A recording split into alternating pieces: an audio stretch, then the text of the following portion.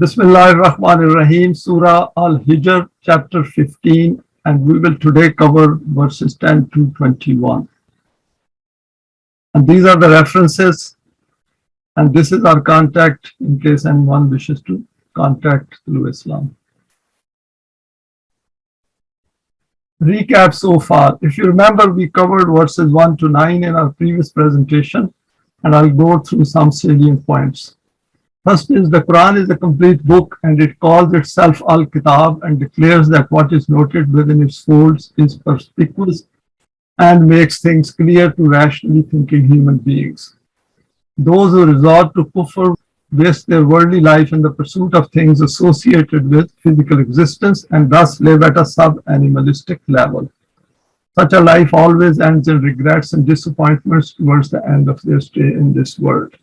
And this was covered in one verse previously, that human beings, when they do not think that their life has been worth a while, then they become depressed. They feel that it has been aimless and their efforts have in life gone wasted. Events in the human world follow the known laws and values, and those who make an effort can find their details and thus benefit from their life. The time of respite is kept within the functioning of nations so that people can learn from their mistakes and mend their ways in time. So important point which Quran has drawn our attention repeatedly to is that we should remain highly aware of the way we are living our life, and we should be aware of the deeds which we are doing in this life and keep them within the permanent values of the Quran. And the Quran recognizes that the environment initially, when the system is not established, will always be challenging. It is not that it will not be challenging, and Allah is always a witness to it. So the way our psyche works, it takes into account those things. Once we have an iman and we do salih deeds, then other things are taken care of within the way the system functions. That is the way human psychology functions. Those who pass the message of Allah to others should never be fearful of being called insane or mad. In fact, we should be prepared. That is why Quran refers to this aspect, that whenever the message was given to people, the majority thought that this person has come with something different. He thinks every one of us is wrong, and our ancestors were wrong as well. And this is something very difficult to swallow. And then they start accusing you. People take time to accept the guidance of the Quran. So the Quran over here says is that it is not a question of you being wrong or others being wrong. What you should do is look in the light of the Quran, the criteria for right and wrong, the criteria for haq and batil, and then check it. So that it's an external criteria. And we know that even in human world, there are certain standards. For example, for weights, for measurements, there are certain standards which are the same across the world. Even in case of time, it is taken in reference to Greenwich Mean Time. People who look for miracles in the worldly life do not understand the functioning of the law of requital. In the human world, there is nothing miraculous. Each self is responsible for its deeds, and this is where we need to remain focused. The Quran is preserved and protected for all times. Momineen need to make it part of their self-sense of being in order to strengthen their iman. In the process of working for Deen, we need to keep reminding ourselves that the formula of the Quran is as effective as it was in the initial era of Islam. It will continue to be effective for all times. Hence, we need to draw benefit from this fact based on evidence. So over here, we went through a number of points under this verse 9. The Quran says that it has been protected and preserved. So it is not that just that Allah has preserved and protected it. It is the task of the Momineen is to take advantage of it. So the address is to Momineen. Those who do not accept the Quran's position as a criteria or a standard for human beings, it makes no difference. And what others have done is they have tried to contaminate it. That is why we find so many variations in different translations. Now let us look at the first two verses for today's talk, 10 and 11. Mocking and jesting should be expected when communicating the message of Wahi. وَلَقَدْ أَرْسَلْنَا مِنْ قَبْلِكَ فِي شِيَعِ الْأَوَّلِينَ وَمَا يَأْتِيهِمْ مِنْ رَسُولٍ إِلَّا كَانُوا بِهِ يَسْتَهْزِئُونَ. I've highlighted the 2 points here, يَأْتِيهِمْ مِنْ رَسُولٍ بِهِ يَسْتَهْزِئُونَ. And you are not some new messenger. We also sent messengers before you to different groups of people. But whichever messenger arrived, people ridiculed him in the same way, just as they are mocking you. Hence, there is no need for you to be concerned. So Quran over here says that the messenger, sending of messengers is not something new. These continued as long as the process of wahi kept continuing within towards mankind. And now the position is that the final book of wahi completed in all respects, the Quran has arrived. And now we, the one who understand the Quran, they become the messengers, not the messengers who are receiving wahi, but we communicate this message after understanding ourselves to others. And the position remains the same, that those who pass on the message to others, others will oppose it and also ridicule them. Some more reflections on this. The messengers of Allah were mocked. Why? The Quran has pointed to this aspect in a number of places with a view to apprise us about the human psyche. Allah created man, hence he has to describe the human psyche so that those who wish to bring out their latent potentials comprehend these issues based on evidence. And this is important. We have gone through some parts of aspects of human psyche, and which are, some of them, those are carrying a lot of negative emotions and negative biases. So those are the ones which we have to recognize in others as well. And we know that we have overcome a number of those negative biases within us. So this is something which we need to keep it in mind and not to be discouraged by negative comments by others. By being cautioned about the possibility of being mocked, we get prepared. And if we had also mocked others at the start of this journey, we will understand it better to be confronted by this kind of reaction. I put down this comment that if we had also mocked others at the start of this journey, if we look back, when the part which was under non-Quranic spell of our life, then we can see that we also might have done something like that. If we were convinced of our own path before coming to the Quran, then we would have also thought negatively about others. Those who do not like the message and then decide to oppose it will come with all kinds of labeling, and we see it all the time. To be able to tolerate it, to not become fearful, and to be able to continue on this journey is part of the conviction of its being the path of Deen. So the main point is that we have to convince ourselves. And if we are not fully convinced or we do not find enough courage, then we have to develop that courage. Not to sit back and say, oh, this is not my responsibility. By some method, by some means, by some ways, we should communicate the message wherever we are. In fact, we need to be expecting it. And as and when we are confronted with such reactions, we should feel pleased that it is a sign of our being on Surah Al-Mustaqim. What I've done is I put inverted commas and pleased, just not in a negative sense, but in a positive sense that what we are doing is right and we get a support from the Quran for this act of ours, for what we are doing. After such reactions, we need to review these episodes individually and collectively in order to increase our firmness in the cause of Allah and to reinforce our resolve to continue striving on this path. The Quran has reassured Momineen that Allah has sent down the book for the guidance of mankind and it is not meant to cause man-devised alaykal Qur'ana litashqa. This is given in Surah Taha, the 20th chapter, right at the beginning. That this Quran has not been sent on to you to cause you distress and unhappiness. Not at all. It can't be that a book sent by Allah to mankind and it should cause pain to us.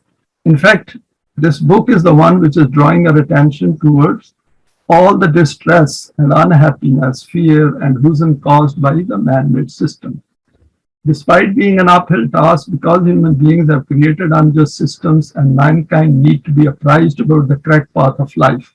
In order to create a system free from fear and grief, Jamaat Momineen need to strive on this uphill path in order to get the benefits of this system. There's a lot more to it psychologically, which we need to look through ourselves as well. And hopefully more points will come out in this regard, that Quran is not to cause distress and unhappiness. If we see the distress and unhappiness of being ridiculed and mocked by others is caused by others, it is because they are not following the Quran. So that is part of fear and grief that the wrong system creates for righteous human beings. Verses 12 to 13, our hearts and minds become infected through our behavior and life. Two verses here. كَذَلِكَ نَسْلُكُهُ فِي قُلُوبِ الْمُجْرِمِينَ لَا يُؤْمِنُونَ بِهِ وَقَدْ خَلَتْ سُنَّةُ الْأَوَّلِينَ. Over here, interestingly, that Quran has now explained from their aspect, that is, the people who oppose it. This is the common psychological condition of all criminals, that in the intoxication of power, they counter reason and facts with ridicule and insults. And then this is the condition of your people. They will never accept Iman in it. And whatever former societies have been doing, they will do the same. So over here, the word sunnat means their conduct, their behavior. We remember kalimat is with the words, with the laws, with the theory of it, and then sunnat is something which is then followed. So Quran says that it is not new. Human beings will keep doing it. And we also witness it in the world in which we live.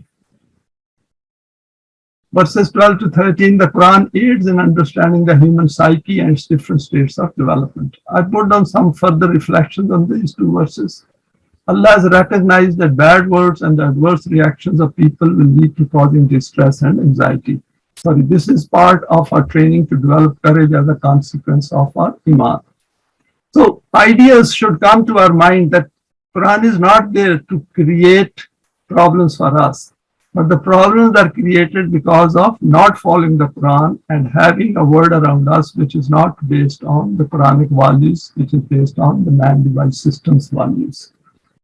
We may think that it is our weakness due to which they are opposing this message of Allah. And since they are in power, they can say whatever they like. There is a verse in the Quran where Messenger of Allah is guided that they are not opposing you. Because previously you lived in these people, and when you did not have the advantage of the revelation, there was no opposition. Everything was fine. But the moment you have come up with the message of Allah, your life has become difficult or challenging because these people are opposing Allah, not you. And this is a very refined point which we should also keep it in mind, that since the time we have started passing on the message of Allah, the opposition is to Allah. Of course, they see us, the human beings, who are passing on the message as a friend. And they think that they are the ones who are saying that, whereas it is not, we are not passing on something from our own selves. So that is the point we should keep it in mind. Here the Quran caters for such an eventuality and states, وَلَا يَزُنْكَ قَوْلُهُمْ إِنَّ الْإِزَّةَ لِلَّهِ جَمِيعًا هُوَ السَّمِيعُ الْعَلِيمُ. This is a verse from Surah Yunus, which says that Quran says, Wala yazunka, that you should not have any huzn of what they say. Because what they are saying is against Allah, not against you. Inna izzata lillahi jamiyya, that all power comes from Allah. Because they are opposing Allah, and now it is Allah's job to give you power. And the first stage of that power is to create that strength within us. And all of it, see, there is no exception to it. And we have gone through this aspect under the attribute of Izzat. And He is listening as well as He is knowledgeable. And we should also become Sumi and Alim through these this kind of inner, thinking. Never have huzn on what they say. Surely all power comes from the direction of Allah, and He hears and is Alim. By confirming La yuminuna bihi, that is in the two verses we noted, the Quran has informed us about their psyche. La yuminuna bihi means in this Quran, in this message which is being passed on to you, they are not going to have Iman in it. They do not want the guidance of the Quran, so time to move on. This means we should never have any expectations from these people. we should not in any case have expectations except those who have accepted the Iman, because their behavior will be predictable. Those who have not accepted the Iman, they are free for all. You can look at it and see how they behave. This also applies to those who, despite knowing that TOLU-E-ISLAM stands for the pure Quran and for the system of Deen, are fearful of being labeled. They provide evidence against their own self. So I put down this comment after thinking through it, that this is the state within TOLU-E-ISLAM as well, because TOLU-E-ISLAM stands for the pure Quran, and we know it, we stand for the pure Quran. And some of us, at times, I feel that they are apprehensive of opposition from others. And we should try to create enough strength within us to present the Quran rationally to them, and then leave it to them, not to insist on it. Overcoming these fears and vulnerabilities takes ourselves sky high. The change which ensues as a consequence of standing up for the Book of Allah, our self notices the steadfastness and resolve within us. It is not easy, and the Quran recognizes it, that it is not easy. The Quran recognizes this, but it also declares that the potential should be manifested by us. The Quran says, "Inna allazina qalu rabbuna Allahu summa istaqamu tatanazzalu alayhimul malaikatu alla takhafu wa la tahzanu." And this is an assurance from Allah that what is stated over here is that those people who say that, declare that our Rabb is Allah, and then stand firm on it, istaqamu, they are very firm on it. And what happens is, as a consequence of that, that those forces, psychological forces, which are as potentials within us, those appear, those becomes, over here it's beautifully said, these become sent down. And as a consequence of that, the fear and huzn starts to disappear. In fact, we start to understand it. So this is something which we should keep it in mind. Verses 14-15, the psyche of those who look for miracles in this world. So in the continuation of that, then Quran brings out another aspect of people who oppose this message. وَلَوْ فَتَحْنَا عَلَيْهِمْ بَابًا مِنَ السَّمَاءِ فَظَلُّوا فِيهِ يَعْرُجُونَ لَقَالُوا إِنَّمَا سُكِّرَتْ أَبْصَارُنَا بَلْ نَحْنُ قَوْمٌ مَسْحُورُونَ. So what happens is that this is also another aspect of people who are irrational and not thinking rationally and think their life is fine, and they do not question the world around them. So what they do is, and particularly religious kind of belief system in which people expect miracles, they say that if you are truthful in your claim of risalat, then bring angels before us. This is merely an argument of theirs. The fact is that if we had opened some gate in the sky before them, and even if they had started to climb into it, even then they will not accept Iman. So rational side of human beings are not going to accept Iman by just looking at miracles, because the first thing which will come to our mind is that this is some kind of a magic. So these kind of people, and in any case, if those people accept Iman after that and claim that they have accepted Iman, that is of no use to the Quran. At that time, they will start saying that our eyes have been caused to be closed, or a spell has been put on us. Beautifully put by the Quran on the human psyche, that since they have made a decision that we are not going to accept this message, and even if a miracle comes before us, then we are going to reject it.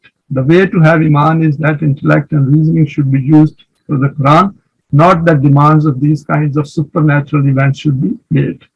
And such demands, miracles, and we hear that from the religious people, that one day so-and-so was in Africa and another day he found himself in Medina or something like that. All these are concoctions of their own thoughts, their own desires, and which does not help in the practical world.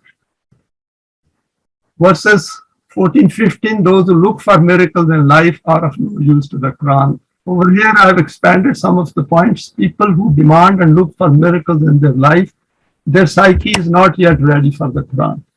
The world of religions is full of such things where human beings do not take responsibility for their thoughts and deeds. If you look at their life closely, they are quite good at pursuing the physical benefits of life and follow their unbridled desires without giving a thought to the consequences of what they do. We will see that even within the religious world, something which very clearly they benefit because of other human beings, they associate it with a miracle, that this is a miracle of Allah, that last night I said to Nafal, and that is why this has happened next day. Whereas they can very clearly see that it is through human hands it has happened. If that person had not come forward and helped them, there would have been no miracle. And a lot of their prayers or supplications will go unanswered, and they will never talk of that those which went unanswered, why was it like that? Because they are not looking for the law of requital. They are not using the rational side of their mind. And this is very misleading. The Quran calls it abitat amaluhum, that their deeds go wasted. However, once it comes to forgiveness, love, mercy, suddenly they bring God into it and want all blessings without making any change to their way of living. Why do they do this? And that is an important question which we have to ask and find answer through the Quran. This conduct of theirs is going to be presented as an evidence before them at some point in their self's journey of life. Of course, then it will be too late and the time for rectification would have gone. This is what the Quran terms as فَحَابِطَتْ أَعْمَالُهُمْ فَلَا نُقِيمُ لَهُمْ يَوْمَ الْقِيَامَةِ وَزْنًا. And it's a sheer waste of human efforts that while we live this life, particularly even under the man-made system, where we suffer a lot, we face a lot of challenges. The life is not easy, because cognitively as well as physically. And then we get nothing at the end of that life. Deeds go wasted forever, though these acts of theirs looked very pleasing when they were committing them. So this is something which we should think very closely and find out the rational answer for everything which is taking place around us. What is a miracle? Some supernatural event or display for which our rational mind cannot find an explanation. How will this help us to acquire Iman in Allah and the need for the guidance? The Quran is here to help us develop the rationally thinking potential of our minds in order to establish the system of Deen. For Deen, we need an extremely rational thinking, rational mind, a very reasoning mind where we see clearly how things work in the human world and try to understand them and come to grips with it fully. Because tomorrow when the system of Deen is established and we are running the system, then we are going to confront all the Iblisi and satanic forces around us. And we have to understand them and have a very firm resolve within us that we will stick to our path. And then to manage it, ensuring to provide help in order to manifest the latent potentials of Momineen. Getting convinced of the truth of the Quran after witnessing a miracle will never help us to acquire the Quranic Iman, hence it is of no use to the system of Deen. So people who are looking for miracles, they are not meant for the system of Deen. Verse 16 to 18, using signs of the universe for own interests. وَلَقَدْ جَعَلْنَا فِي السَّمَاءِ بُرُوجًا وَزَيَّنَاهَا لِلنَّاظِرِينَ وَحَفِظْنَاهَا مِنْ كُلِّ شَيْطَانٍ رَجِيمٍ إِلَّا مَنِ اسْتَرَقَ السَّمْعَ فَاتَّبَعَهُ شِهَابٌ مُبِينٌ. Quran has not left any aspect of human world which can go unnoticed and has provided answers for that.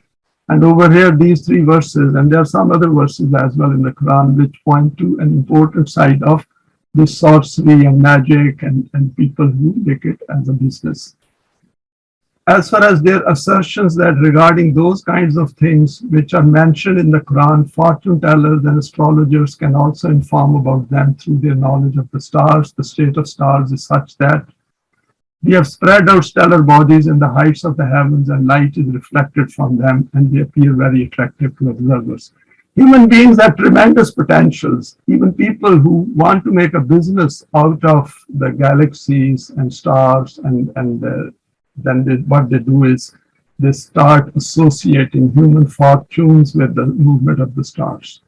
And this is something very interesting. And we see it in the world of religion and even in some of the religious mythologies, which include all this. Still, people look at the future of children by looking at the stars. And we have kept these protected from every kind of destructive forces. This is why this supreme system of the universe is operating with such organization and discipline and beauty and precision. This is the reality about the stars, regarding which they say that prophecies can be made about human destinies and events through their orbital movements. The reality of these prophecies is also nothing more than this, that these are merely their conjectures. These conjectures would work at that time when the light of knowledge was not as general as currently. Now, after the Quran, their era has ended. And this is a great blessing from Allah, that Quran has made these things clear for us. And Allama Pervez in his books has emphasized on these things and clarified these things through examples. And this is a great step forward in our understanding of the human world, because it is essential. We don't look for miracles. We don't look for fortune telling. We are totally reliant on our own choices. We know what choices we have to make and what will be the consequences if we make choices outside the values defined by the Quran. And we know exactly what results will ensue in case we stay within the values of the Quran. Now, behind every conjecture and speculation, there exists a brightly lit flame of knowledge and certainty which discloses its truth. So it's a great blessing from Allah's direction that we are understanding the Quran the way Quran wants us to understand its own message. Now let us look at in detail some aspects of these verses 16 to 18. The universe has enough signs to draw our attention to the need for guidance. The Quran has stated at a number of places that numerous aspects of the physical universe around us serve as signs to help to draw our attention to a higher purpose of life for us as human beings. The Quran has stated at a number of places that numerous aspects of the physical universe around us serve as signs to help to draw our attention to a higher purpose of life for us as human beings possessing a heart and mind. It would have been strange if beyond the solar system it was all darkness and nothing there to observe. Just imagine that if the universe did not have anything beyond the solar system, what would have been the life like in living on Earth? Whereas the Quran has drawn our attention that the whole universe, including Earth, has been created for a being like us who have a choice and intent, so that through the law of requital and understanding it, they can create a new life within themselves. So this is a very positive aspect put before us. And as a choice, this is an extremely important choice which includes the life of the hereafter.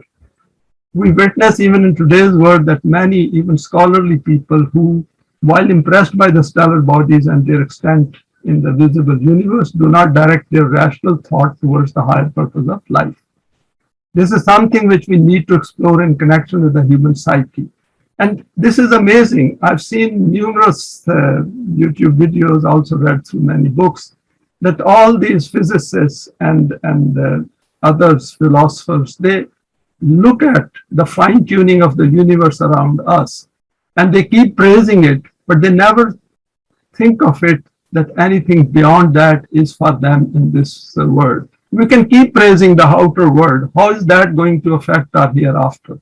Are we going to have that new self which the Quran has asked us by getting it or acquiring it through Iman and Amal Saleh?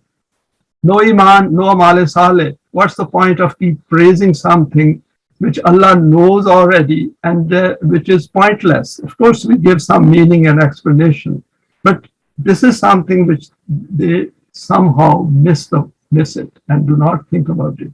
Why do they make this, which is so obvious to the students of the Quran? Here the Quran has drawn our attention to those who find some kind of business for the trickeries of fortune telling. So as I said, that somehow human beings are very clever, and in some ways they are entrepreneurs as well, that they create a business out of something which I don't think a student of the Quran can even think of it. This is still prevalent in some religious societies. Such thinking also points to the state of an underdeveloped intellect as a consequence of this. People cannot even fully benefit from this life and remain backward. It's unfortunate that they have to resort to this kind of a business to make some money. And these are things which we should think very hard in a profound manner, that the way word is created, we have literally left people at their own. And what else they can do? They have landed up in this world uninvited, and now they have a body which has to be fed, which has certain basic needs. And if there are no jobs, no education, poor start, what should they do? So these are the kind of things we should think hard. And these are the great disadvantages of not having the system of Deen in the world. Who's going to do something about it, as we have seen that the beneficiaries of the capitalist system promote this backwardness, since they can exploit the natural resources found in the hands in which these people live.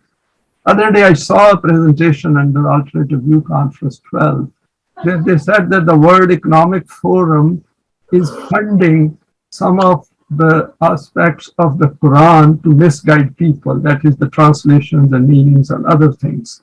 And I wonder if all these, this interest in the Quran, not in the pure Quran, but their own versions, has suddenly emerged, and who is funding them? And this is something all of us should think hard and keep an eye on it.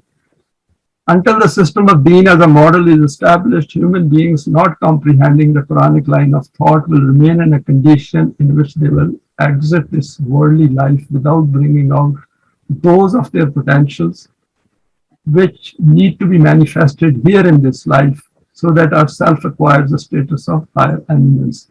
And these lines I put on for reminding our own selves, but at the same time keep this in mind, that by not having a system of Deen anywhere in the world, there is a great disadvantage for those who may be looking for guidance in life and then not finding it, they just can't do much. Now let us look at the next two verses, 19 and 20. The signs in the universe are there to support the Quranic system of Rabubiyat. وَالْأَرْضَ مَدَدْنَهَا وَأَلْقَيْنَا فِيهَا رَوَاسِيَ وَأَنبَتْنَا فِيهَا مِنْ كُلِّ شَيْءٍ مَوْزُونٍ وَجَعَلْنَا لَكُمْ فِيهَا مَعَيْشَةً وَمَنْ لَسْتُمْ لَهُ بِرَازِقِينَ. It's wonderful that in this lecture today, how many points the Quran has covered in these short verses. The fact is that this heaven and the stellar bodies floating in it are all parts of the machinery of our system of Rabubiyat. Because Allah has taken the responsibility of taking His creation from the point of its start to the point of its destination, which is called Rabubiyat. So whole of this system has been created, and primarily it is created for us as human beings, because we have a role in this system of Rabubiyat. Those stellar bodies in the heights and towards the lows, planet Earth, which we have spread out despite being round, and have erected very high mountains in it, from which, besides other benefits, water is used for irrigation of land. From this water, what happens is we have grown in the land all things through optimum balance and proportion. We are pointed to the hydrological cycle throughout the world, which is very effective.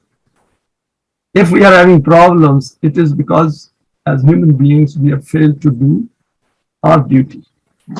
And this produce of the earth was made as a means of sustenance for you, lakum.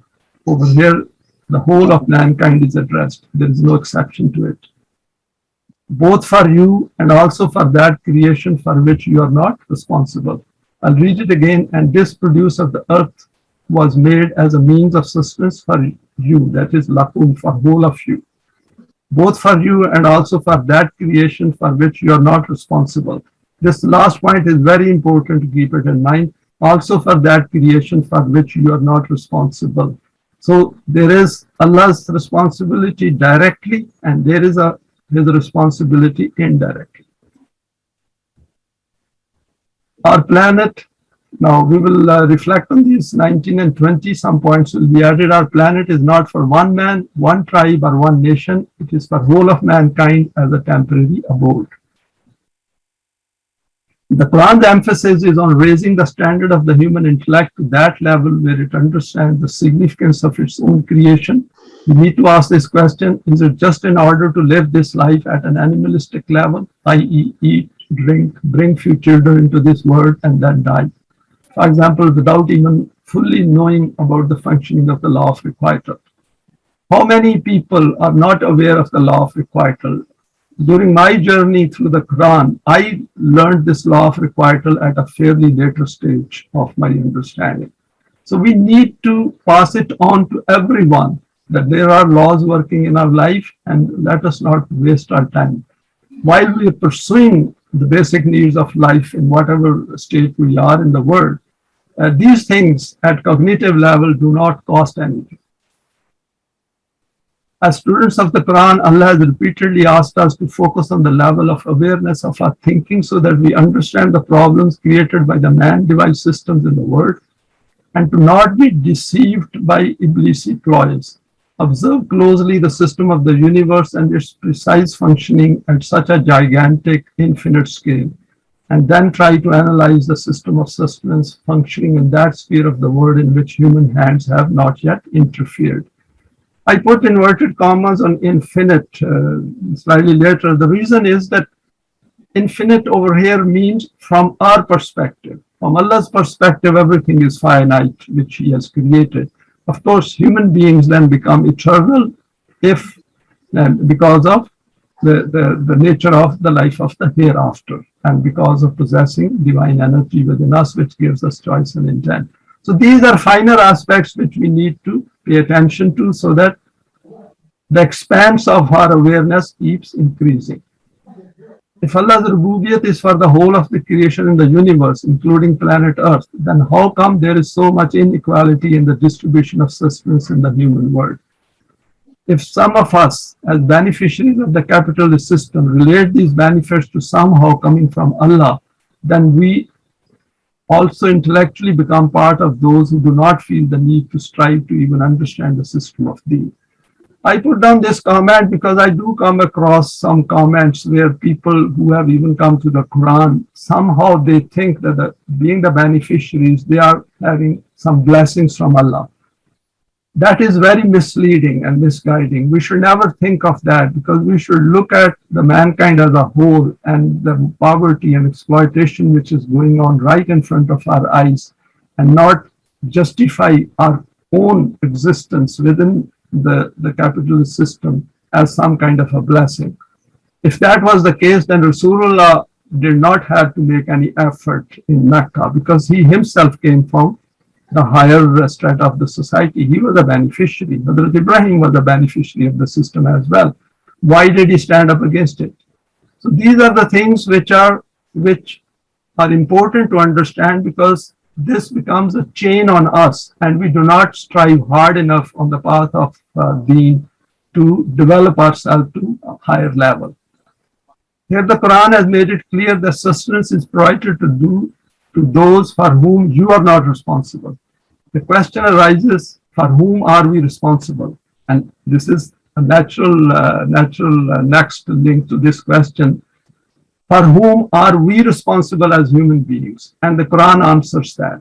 So we come across people who think that if there is God, why there is so much misery and poverty in the world? And they are the ones who are actually contributing to that poverty and misery in the world by not thinking clearly. Because we got so much potential to stand up for those who are underdogs and those who are deprived, and with the help of Allah. And the first stage is to understand it completely, in totality, and not to have a doubt. And this is part of acquiring and strengthening our iman. It becomes glaringly obvious that we as human beings are responsible for fellow human beings in the world.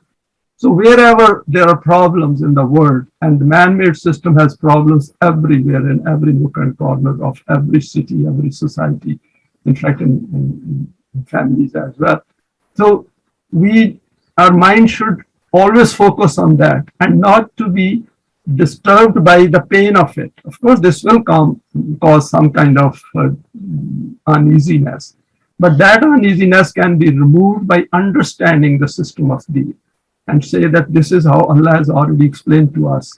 And we should be assured that whatever we are thinking, Allah is aware of it. So just imagine that so many billions and billions, or other trillions of human beings across the whole universe, all of their pain and injustices are understood by Allah, and He is aware of them. And this is something very important for us to keep it in mind.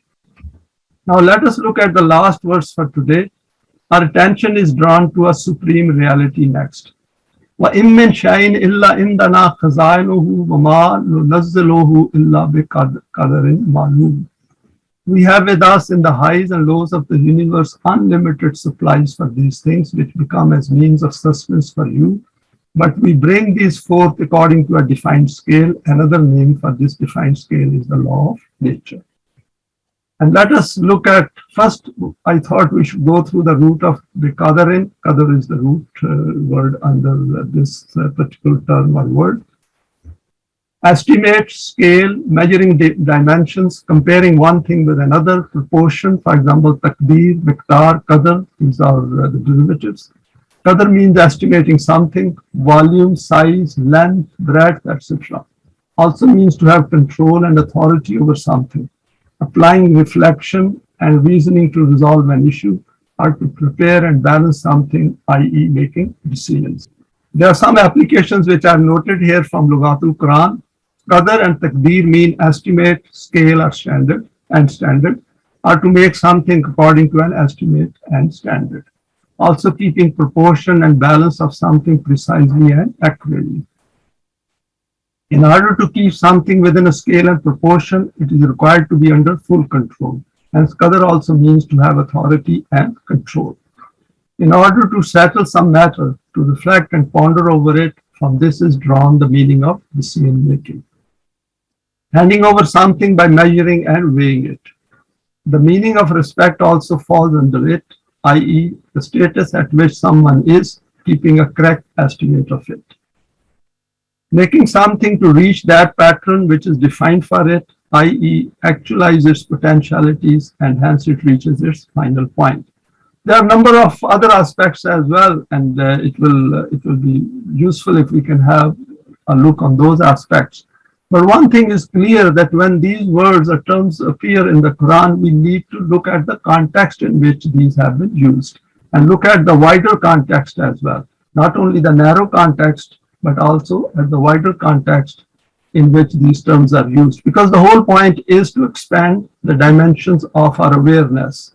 Our own intellectual horizon should expand. Now let us look at some points here. The Quran draws our attention to far ahead of the era in which we reside. First is, three important points have appeared in this verse which need a profound reflection. Firstly, by stating the Quran says, "In min shay'in illa indana khazainuhu." The Quran has assured us that the universe is created for man so that all his choices bear results. And for this, there is a need to have enough sustenance for all times. Because if we run short of sustenance, then of course our life will end earlier than what is planned. For example, if I have to live for 80 years, 90 years, or whatever the span which my physical makeup will allow me to live, then these means of sustenance should not run out. These should be there for me to carry out my deeds, and whatever efforts I'm making or striving I'm doing, its results should come out. And just imagine that it has to be for all times. There are billions of more people coming to this planet in the future, and there has to be enough sustenance for all of them. وَلَكُمْ فِي الْأَرْضِ مُسْتَقَرًّا وَمَتَاعٌ إِلَىٰ حِينٍ. This is a verse at the beginning of Surah Al-Baqarah, where it says it is made clear that in this first stage of his life, in which he will use his choice and intent freely, there will be enough to sustain him adequately. It will be part of his efforts to ensure that by following the guidance of Wahi, he does not end up creating fear and grief. The Quran said, فَإِمَّا يَأْتِيَنَّكُم مِّنِّي هُدًى فَمَن تَبِعَ هُدَايَ فَلَا خَوْفٌ عَلَيْهِمْ وَلَا هُمْ يَحْزَنُونَ. I think we'll have to check. This is verse 36, so this is a misprint. So over here, Quran has said that earth will be your first stage of life, and you will have enough for this stage. So mustaqarrum, by saying mustaqarrum, is that stage where we rest for the time being, and then we move on to the next one, and that stage which will hand us over to the next stage, which is after our physical death. And here the Quran says, فَإِمَّا يَأْتِيَنَّكُم مِّنِّي هُدًى فَمَن تَبِعَ هُدَايَ فَلَا خَوْفٌ عَلَيْهِمْ وَلَا هُمْ يَحْزَنُونَ. If you remember, Adam was told that now you have brought yourself down. But remember, this is not your permanent state. If you follow that guidance, which will come from the direction of Allah, man tabi'a, if you follow that hudaya, that hadayat, that guidance, then you will not have any fear and you will not have any huzn. And we have gone over this aspect a few times before as well. Then secondly, Quran says, وَمَا نُنَزَّلُهُ, which means that gradually this comes down. It will all be there for Adam to explore and obtain benefits. So all these means of sustenance are not going to be disclosed or are going to be before you, all of them together at one point, because one is, of course, that a lot of these are associated with the way we work in the world. And a lot of these, we have to make them sustainable. But at the same time, that if the wrong system is there, then few people may not get hold of everything which they have. We can see the distribution of fossil fuels from, for example, across the world. These are not just in one land. These are in different parts of the universe, of the earth. And we are discovering them through our own efforts. If he uses the guidance of Wahi sent down by Allah, not a product of the human intellect, then he will be able to use it optimally, i.e. not be wasteful and create chaos as we witness today. So it is not a question of only having all these means of sustenance for our convenience so that we can follow the path of Allah. But the question over here is how to use them optimally. And for that use of optimally, we will have to follow the permanent values. Otherwise, we will exactly see the kind of a chaos which we see in our world today. Thirdly, Quran says, Beqadar and Maloom. And we have seen the meanings of Qadar, and Maloom means, of course, the knowledge. And also it means known. Known means that if you make an effort, you will find out the estimated standards of everything, that how much quantity is there and how much more will come in your direction so that you can plan ahead. All the sustenance cannot be accessed at the same time as it is related to human efforts. For example, land has the capacity to produce crops, but it is up to man how much he can get out of it through the use of his intellect and hard work. These means of sustenance are distributed throughout the planet in such a way that mankind needs to cooperate. If all of these were in one land, then this forced cooperation wouldn't have been there, willingly or unwillingly. Presently, if we look at it, it's an amazing system that these are distributed throughout the land, and some very rational thinking people, some grossly irrational people, and you know to which I am referring to get benefits from these resources. There is another aspect of these resources, that all these were lying there for eons. It is only now in the recent past that man has discovered these and is bringing these under his use. So obviously it means that those who are reading these verses of the Quran were not really acting on them. They were not thinking through them. They were more thinking into rituals rather than understanding that how big treasures of Allah to which Quran is pointing our attention. How much more is there to meet his future needs? How much is there to facilitate the system of Deen? How much resource of his intellect is there? Now, what I did was that I looked at it and I said, wait a minute, intellect is also a resource, and what are we doing with it? Have we developed it to that extent in the light of the Quran, which can meet the needs of mankind, which is going to become explored in the coming years under the non-Quranic systems? So we should be very pleased that on this platform, we are trying our level best to expand the horizon of our thinking. And what is lying ahead for his cognitive potentials to manifest their eminent aspects under the system of Deen.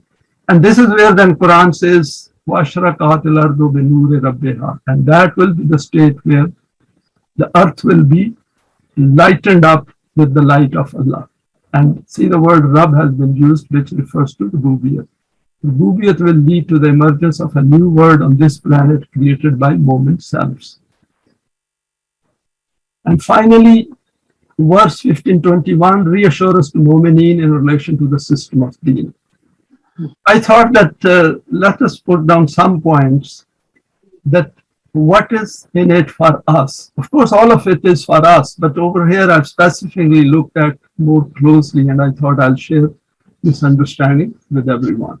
Human beings also make these resources sustainable where possible, and there these appear to be finite. For example, fossil fuels, for which we make efforts to search for other means of energy. This is part of finding out other means of sustenance. For example, nowadays the fracking is going on, and there is an opposition to that as well for certain environmental reasons. The ability for which is within us. We need to keep in mind as students of the Quran that whatever is discovered by man is meant to be brought out. All this becomes a step towards the evidence that the Quran is al-Haq. And Quran has noted this in chapter 41, verse 53. سَنُرِيهِمْ آيَاتِنَا فِي الْآفَاقِ وَفِي أَنفُسِهِمْ حَتَّى يَتَبَيَّنَ لَهُمْ أَنَّهُ الْحَقُّ. The Quran says that soon we will show them the signs in the outer world, fil afaqi, and within their own psyche. And see how much we are discovering about the human psyche. We have learned that what are the default weaknesses of human beings, out of which we have to grow and strengthen ourselves, and what impact Iman has on our psyche. Hatta yatabayyana lahum annahu al-haq, that a stage will come where mankind will find out, will know that what is given in the Quran is haq, and it is for their own benefit. They don't have to live a miserable life under fear and huzn. They can live a happy life here, and then we'll have a lot for them awaiting in the hereafter. So Sanurihim, it was going on through trial and error process, and now we are making an effort to speed up the whole process. Of course, Allama Parvez did it through his books and through the lectures, and now we are sharing these verses among us to project the system of Deen for the good of whole of mankind. It's a slow step, it's a small step, but it will speed up at some point in time in the future. This does not mean that we wait for others to discover these new resources and modes of utilization of these resources for the use of a few privileged group. Rather, it is our duty to reflect on this aspect and do research and development with a view to meet the needs of every human being in today's world and have enough ready to welcome those who are going to arrive here in the future. There is a madness going on in terms of the way these fossil fuels, for example, are being used in the world. And there's a desperation that people are, so much is being wasted because the aim of their life is not clear. And this is something which we should keep it in mind and keep observing what is going on in the world. Drawing the attention of others is part of this responsibility of ours. Regarding the optimum and appropriate use of the finite resources, for example, fossil fuels and their impact on our world's environment is part of this understanding. If we look at the present world, there is meaningless movement of vehicles and aeroplanes taking place in the aimless pursuit of these desires. Those desires in which the hereafter and the interest of the whole of mankind never form part of it. By adding malum, which is, of course, the root is ilm, at the end, Allah has invited us to gain knowledge from every aspect in the world in which we live, and to then analyze it critically using the Quranic lens and light. With that, we come to the end of this presentation. Thanks for your time and for sharing this presentation.